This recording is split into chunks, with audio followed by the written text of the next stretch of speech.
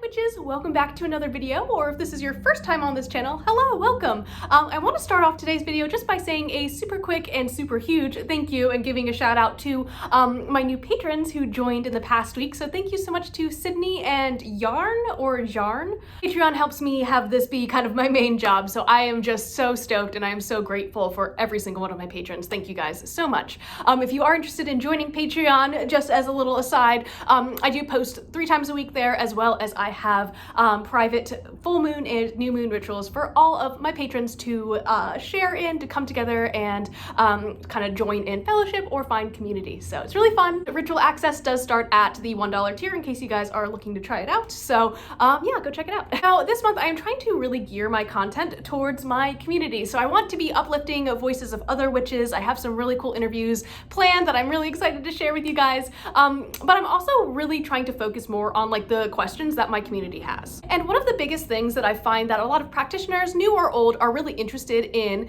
is learning a little bit more about group rituals and ritual workings in a group setting, because I know that myself personally, I definitely have a lot more experience with like solitary magic, but I do have some experience with like participating in and leading group ritual, which is honestly one of my favorite things ever. I just love connecting with other people. So I figured I would start off by chatting about that. I do have like a list of questions from other community members that I'm hoping to like answer this week. But if you do have it, not this week, this month, sorry. If you do have questions, leave them down below. I should also mention before I continue, yes, there is something new on the wall. Isn't this cool? I got it at a Renaissance festival type thing. I am constantly adding to my witchy room. So if you guys have anything that you're like, hey, I think you might like this, feel free to send it to me because I'm a magpie and I probably will like it. All right, so now that we've had the tangent of the day, let's talk about group rituals. Oh my gosh. So I kind of broke this video up today into like pros and cons, because I think that there are some really, really great things about group rituals. And then there are some things that like I personally don't jive with, but you know, just because it's on my con list doesn't mean that it's necessarily a bad thing for you, if that makes sense. So, let's start off with the good stuff. So I really like group rituals because it really gave me a platform to find other witchy people. And I know that like in my day-to-day life, sometimes I feel a little bit like awkward talking about witchy stuff because it does sound a little bit like, I always say it sounds woo-woo, or just like a little bit,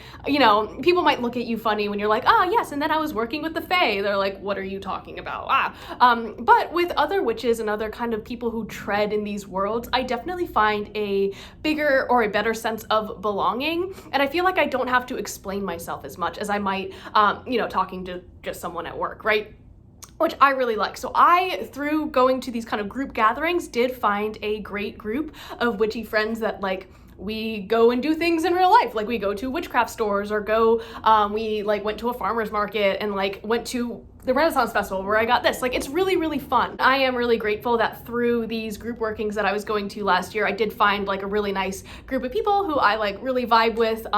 Does it make a difference that they're all earth signs? Probably, but I just am really blessed that I found my little group. Yay. Now within group workings, I also found that it was a very like judgment-free space, which I really enjoyed. I know this is maybe not necessarily everyone's reality, as you know, human beings are human beings in group settings no matter what, but for the majority of the time that I was kind of interacting with my local witchy group, more so last year than this year for sure, I did find that it was like just a really nice, positive, and judgment-free space when we were all together, which was nice. And I know that at least when I was organizing these events last year, we did have some people who were like, you know, oh my gosh, I really want to go, but I have anxiety. And everyone was just like super like, hey, you know, it's cool if you want to come to the next one, no worries. We are a judgment-free zone, which is true, for my part in it at least. And it was just really nice, you know, to have people kind of overcoming these anxieties in order to come to these group gatherings. So that was just like a very special thing for me to be able to watch people kind of like overcoming their fears. I think is awesome.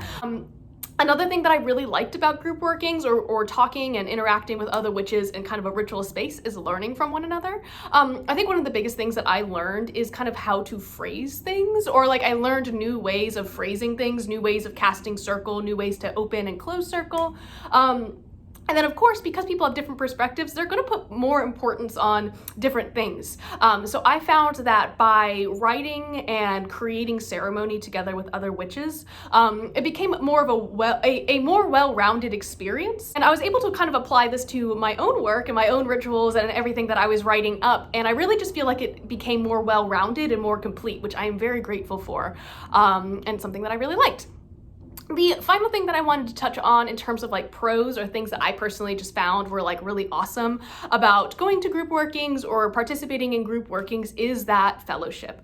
Now, again, a lot of people were coming from maybe different backgrounds. Maybe people were Wiccans, like, well, in my group, there were a lot of people who were specifically Wiccan, which is totally cool. Even though we might have slightly different religions, maybe, you know, someone's a witch, someone's a Wiccan, someone is a like Reconstructionist, Celtic pagan, all sorts of stuff like that. We were all coming together and converging and sharing our like mutual love and respect for the planet. It was just something so beautiful to bond over as a group, and just, it was just so wonderful. And it was just like good vibes all around. I found the group that I was really active with last year over on Facebook. I'm less active this year, but that's because I'm doing this stuff and really working on my shop so that way I can host more in-person events. Yay. Anyways, let's shift gears a little bit, and I will level with you about the stuff that kind of like has dissuaded me from continuing to go to these group workings. Not because they are necessarily bad, but personally in my life, it is a little bit better for me to be doing more of the solitary stuff as well as the kind of like online virtual workings that I do over on Patreon or TikTok or wherever I might be, because I feel like I'm on a million platforms these days. Number one thing that really kind of dissuaded me from continuing to go to these workings is that there were a lot of Wiccans there, which is totally cool, like no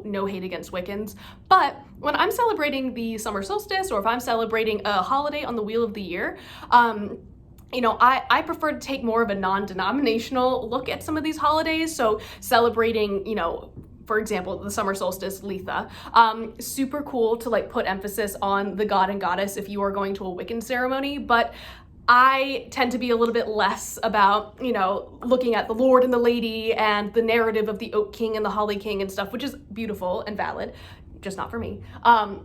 And I prefer to look at more of like the seasonal or celestial, you know, significance. Now, that being said, if you are in more of a small group setting or perhaps more of a tight-knit coven where you guys all like have the same established beliefs and you aren't kind of melding in this whole group thing, this may not even apply to you, but if you are going to maybe a group ritual for the first time and you're not really quite sure what to expect, so whether it has been a group working that I have kind of helped organize or maybe I'm even helped leading, or something that I'm just attending, I do find that there's a lot of Wiccan verbiage, so don't be surprised if you come across that. This might be a little bit obvious because we are talking about group workings and working in kind of that group setting, but decisions that are made as a group or as a coven may not align with what you're working towards. And for me, that was kind of something that, you know, made it hard for me to connect with the ritual itself. Your focus right now really is kind of like healing and introspection and connecting back with your intuition, but the group is really wanting to do this highly energetic, highly expansive, like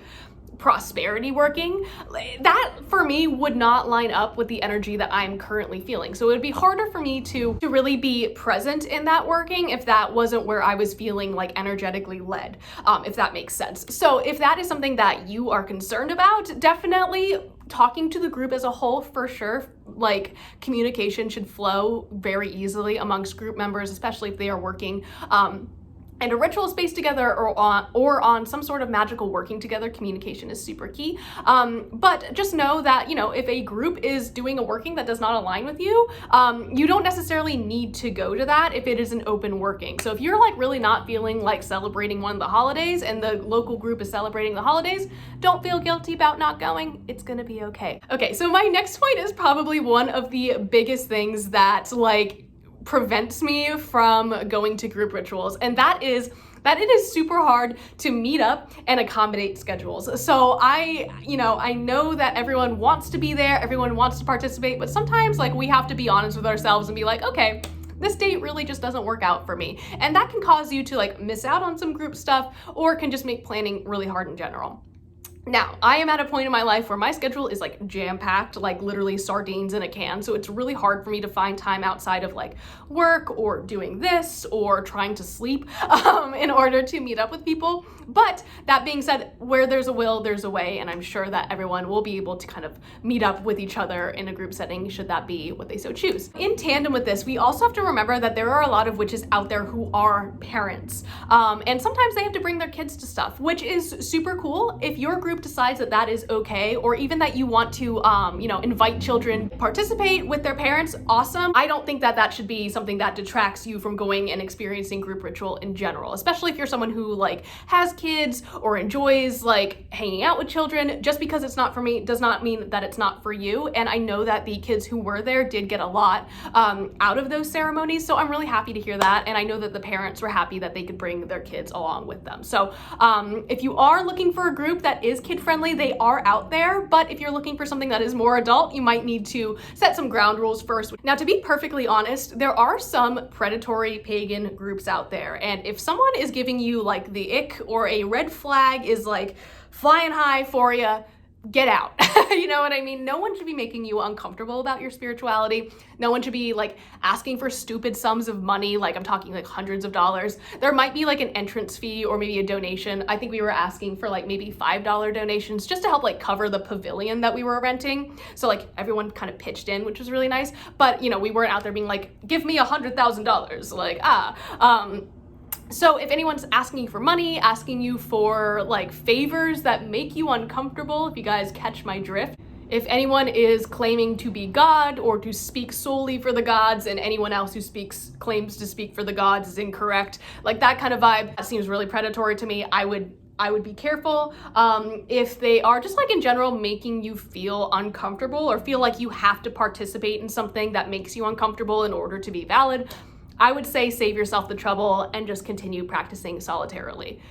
Ultimately, your spirituality is for you and you alone. So people shouldn't really be telling you like how to practice unless you are asking for advice or guidance. And even then, I still feel like practitioners or leaders should be like, hey, this is just how I do it. Make your own conclusions. Again, not everyone's experiences are the same. So I would love to hear from you guys. Hopefully yours are like good experiences. And I hope that if you are interested in looking into going to a group ritual or set like a festival or just like participating in some sort of ceremony with other witches, pagans, Wiccans, what have you, that you feel a little bit more comfortable. I know that September is Pagan Pride Month, so you might see an uptick in events going on around then, but it never hurts just to check your local pagan groups or even at your local metaphysical stores because they might be having events that aren't, on the internet yet. So yeah, check it out, be safe and have fun, and I'll see you guys in the next one. Bye.